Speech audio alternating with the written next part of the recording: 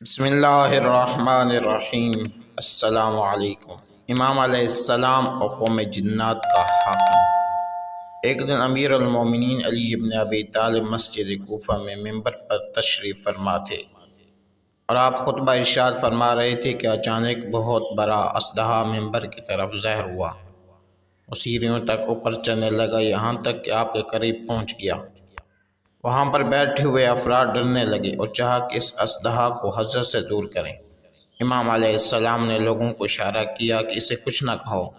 وہ اژدہا جب آخری سیڑھی پر پہنچا تو حضرت نے اپنی گردن خم کی اور اس اژدہا نے آپ کے کان کے ساتھ منہ لگایا۔ لوگ حیران و پریشان ہو کر یہ منظر دیکھ رہے تھے۔ اس وقت اژدہے نے امیر المومنین علیہ السلام کے ساتھ کچھ باتیں کی جیسے اکثر لوگوں نے اپنے کانوں سے سنا۔ حضرت نے بھی اس کے جواب میں کچھ باتیں کی جسے اژدہا بڑے غور سے سنتا رہا۔ کچھ دیر کے بعد اژدہا ممبر سے نیچے آیا۔ راوی بیان کرتا ہے خدا جانے اس کو زمین نکل گئی یا آسمان اٹھا لیا، پھر وہ کبھی نظر نہ آیا۔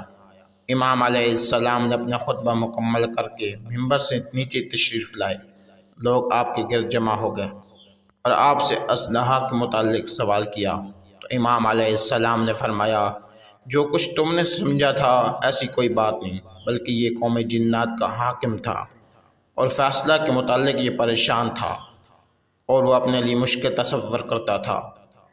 وہ میرے پاس آیا اور اس کا فیصلہ دریافت کیا، میں نے اسے فیصلہ سنا دیا تو وہ مجھے دعا دیتے ہوئے یہاں سے رخصت ہو گیا۔